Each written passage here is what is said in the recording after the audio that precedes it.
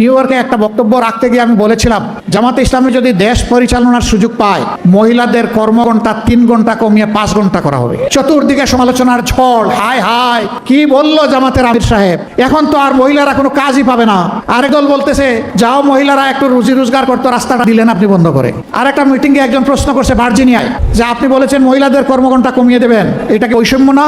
আমরা করবো 8 ঘন্টা, তারা করবে 5 ঘন্টা। আমি বললাম অবশ্যই বৈষম্য, আসেন দেখি আর কোনো বৈষম্য আছে কিনা। পুরুষদেরকে বললাম যে আগামী 1 বছরের ভিতরে পেটে বাচ্চা নেবেন এবং 2-1 পুরুষ থাকলে হাত তুলেন। সবাই হাসে আর নিচের দিকে মাথা দেয়, বুঝছে যে আমি কেন প্রশ্ন করছি। আমি বললাম এটা পারবেন না? কয় না না, এটা পারবো কিভাবে? আমি বললাম আচ্ছা ঠিক আছে, বাচ্চা নিতে পারলেন না, আপনার স্ত্রী যে বাচ্চাটা জন্ম দিবেন ওকে একটু বুকের দুধ খাওয়াবেন 2 বছর, যারা তারা একটু হাত তুলেন, নিজের বুকের দুধ, এখন থেকে আবার হাত তুলে না। আমি বললাম এটাকে বৈষম্য না? একজন পেটে গর্ভধারণ করলো, এরপরে বুকের দুধ দিয়ে বাচ্চাকে বড় করলো, আপনি কিছুই করলেন না, এটাকে বৈষম্য না? তো সে সব কিছু করবে, আবার প্রফেশনাল লাইফে এসে আপনার মতো 8 ঘন্টা কাজ তাকে করতে হবে, এইটাই বৈষম্য। যে জাতি তার মাকে সম্মান করে, আল্লাহ সেই জাতিকে সম্মানিত করেন।